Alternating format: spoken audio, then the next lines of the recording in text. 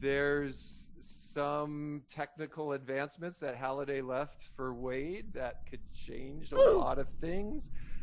We've got a lot of action. I think, it's not just the future of the Oasis, it's even a bigger future at stake. Because you're a visionary and you're thinking about VR all the time, I think there may be even hints and advancements there. So there's a lot in this thing coming. It's lots happened since I wrote the first book. I sold it back in 2010, so it's been 10 years, and the whole landscape of VR has changed since then. So there was a lot to take into consideration when I was writing Ready Player 2. The event we did on Roblox in 2018 had 13 million people participate. Yeah. I think it's fair to say this is going to be even bigger.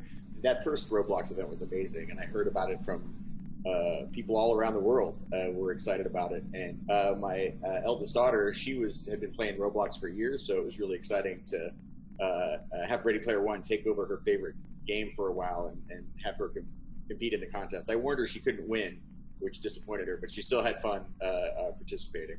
Yeah, I think when we talked at South by Southwest, you hinted a little about your daughter. I'm flattered to hear she's hanging on Roblox in the midst of all that's going on right now. So thank you for sharing that with us. It's been a huge boon for, I think, kids everywhere, just because it's like the Oasis. It's the closest thing to the Oasis that kids have right now. And just being able to jump in to Roblox whenever they get bored and be with their friends and spend time together in a virtual space has been really therapeutic. So you guys are doing good work.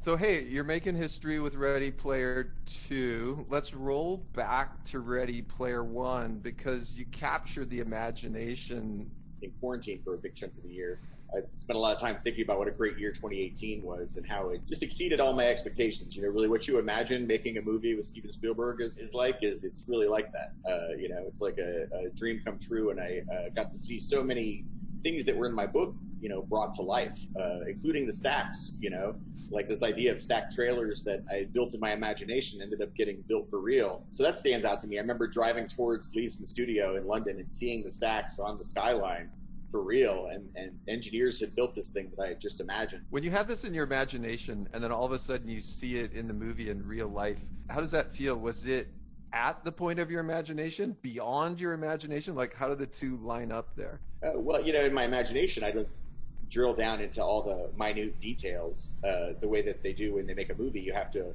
dress the sets and imagine everything. So I could walk up into any one of these stacks of trailers and go into any trailer, and the whole trailer, looked like somebody lived there. And people were living there. For the few days that we were shooting in the stacks, it was filled with extras who were all, dressed like it was 2045. It was just incredible. It was really a surreal experience. It felt like a dream kind of the whole time I was there. So even looking back on it now, I have to remind myself that all really happened. I know from last time we talked, you're a big Spielberg fan. And if we move out of science fiction into non-science fiction movies, he's got a huge collection there as well. Is there anything that pops out to you like an old favorite of yours? Out of his non-science fiction films, I would say Jaws is probably my all-time. That movie, I remember seeing it and being scared in the movie theater with my parents. Yeah, everyone was, yeah. Was there anything in that movie that you thought stuck out to you? Favorite line, anything from it? You're gonna need a bigger boat is the line that I always quote all the time. Whenever the tools at hand are not sufficient, that's the quote that I always draw upon. Now that we're getting into Ready Player 2, in a way, you've kind of contributed a bit to the advancement of VR. And is there any way you can think about how you've seen this pan out in almost real life? For us, in the midst of COVID, like I mentioned, we've seen the virtual birthday parties, people trying to connect, younger people trying to figure out how to, work at a distance even. Have you seen any of this come true in your life? Well, yeah, I mean, everything happens, even the news anchors and every host of late night television, everybody's having to do everything from home virtually through the internet, including my daughter who's going to school online, and then also in the evenings she'll hang out with her friends in Roblox and spend time in a virtual space there. which reminds me, she wanted me to ask you if you could get her a unicorn. I You think there's do? probably like hundreds of different types of unicorns, and now Oh that well. we've opened up the UGC store on Roblox, there are probably people making unicorns, which Oh, right on. so absolutely, like, All right. high five to that. A lot of people now are talking about the metaverse, and we've also seen people starting to chat not just about how we work or how we learn, but how we consume entertainment, how we work together. Ultimately, I think the vision of Ready Player One and Ready Player Two, and thinking about this vision of the metaverse, is all these things we do in real life, we can start to imagine, doing in the metaverse. Have you seen any other pandemic related things going on related to that, or any other metaverse related advancements since you wrote Ready Player One? Yeah, a bunch. So much of what I was just imagining in Ready Player One has since come about. Like the Oculus Quest, I got a Oculus Quest, my Oculus Quest here that I use to hang out in big screen with my friends. There's a VR app called Big Screen where you can hang out in a virtual cinema and with up to like 12 of your friends and all watch a movie together. And afterwards, when you hung out in a virtual space, you really feel like you spent time together. It's really amazing. Yeah, so we did, like the One World Together concert inside of Roblox, and there was this really interesting thing of walking around with friends, then looking up at the screen. I found myself going from in 3D screen to full screen mode back and forth, and I really like looking over to my friend next to me and like watching it together. I caught a little of that energy, which I think is what we're all hopeful that the metaverse can kind of bring. So I'm looking behind you at your vehicles. I actually have two DeLoreans hidden back here. But, so this is my garage where I come for inspiration. When I was just out of high school, I had a 1969 Pontiac Firebird, 400 cubic Oh, inch V8, four speed. I, I know DeLorean is like super favorite for you. Do you use the DeLorean? Like how often do you drive it? I like to take this car out every night between usually like 8 and 10 o'clock, and listen to '80s music and just like recharge my creative batteries. And whenever I take it out, it always makes people happy. When they're seeing the car. Usually somebody's seeing the DeLorean for the first time and they've never seen a time machine in person. So it's like a traveling happiness mobile. One thing I'm curious about, those DeLoreans, are they stock or have you had to like modify the engine or anything to keep them going? Yeah, they're all like 35 years old. They made all the DeLoreans between 81 and 82, so they're all about 40, almost 40 years old now, and they do require a lot of work to keep them running. And then plus adding they obviously don't come with all the flux capacitor and wormhole emitter and all the Back to the Future gear. That's all has to be kind of scavenged and cobbled together. So I've been making it more screen accurate over the years. There's always more tweaks I can do to make it cooler. So it's like a hobby, having a car like an old car like this antique is it's a fun hobby to have. And I think, in a sense, I think those are stainless, aren't they? Like, Oh isn't yeah, the they never rust. Yeah, isn't that they like the never. Cybertruck 4 years earlier? I know. Yeah, yeah. It's the Cybertruck definitely looks like it took some inspiration from the DeLorean. For a car that came out 40 years ago, it's still the most Yeah.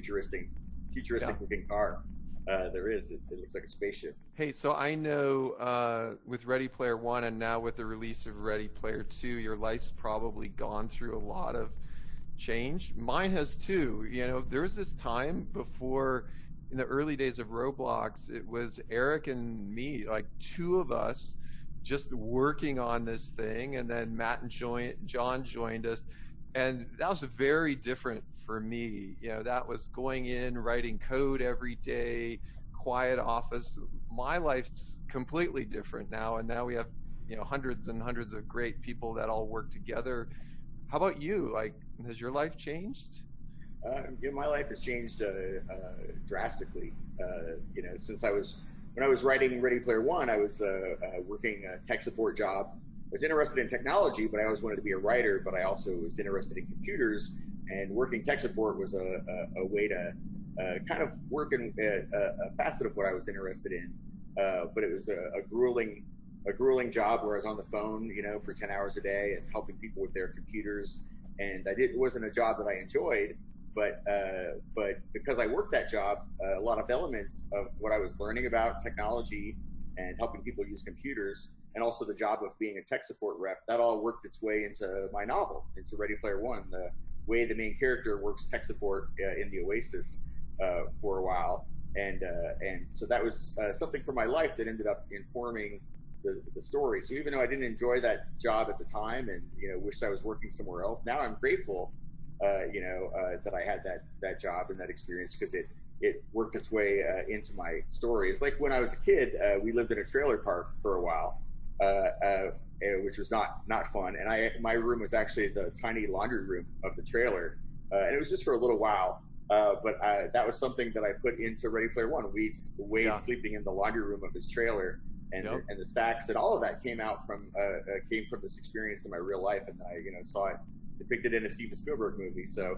that's something I always like to tell aspiring writers about. Is sometimes you're doing a job in your life, or you're living somewhere that you're not happy with, but later on that could help inspire you to write the story that could change your life. So you should kind of embrace those experiences, whatever is going on in your life, and try to put that into your work. And I think there's a lot of optimism, in your books as well around the power of imagination. And in effect, the metaverse is built on imagination. So I always take that as a very Yeah, optimistic thing for all of us that are trying to create, whether it's music or 3D or imagery.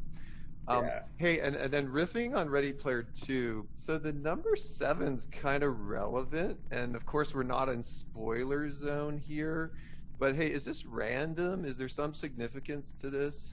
Like the number three in Ready Player One, three is a magic number. Number seven is a number that comes up a lot in pop culture and in video games. And kind of collecting seven pieces of something is something that would come up in Dungeons and Dragons modules, and also in like Sonic the Hedgehog had seven Chaos Emeralds that were red, yellow, blue, cyan, white, purple, and green. And once you collected all of them, that's what you had to do to, I think, defeat Dr. Eggman and win the challenge. But there are a lot of quests that involve the number seven, and some songs that involve the number seven. And so I saw that was a way to weave all those things into the story and have a kind of a connecting element between them. So it'll make sense what I'm talking about uh, uh, once people out there read the book. But yeah, no, the number seven was a big influence. So hey, with Ready Player One, I think a lot of people who'd never worn a VR headset got exposure to the tech and to your vision through the book and through the movie. And part of the fun, I think, I imagine, of being a sci-fi writer is you're also a futurist in a way. I mean, that's part of the gig of being a sci-fi writer, which sounds really fun. And I think, in Ready Player Two, I think you go even a little further, and there's some really exciting kind of vision going beyond that. When we at Roblox, we kind of done the same thing. We've had vision for 15 years, and it takes a lot of time for some of these things to become reality. But when they do, it's super satisfying. And I'm wondering for you, how's it feel when you see some things in real life come true, after you've written about them?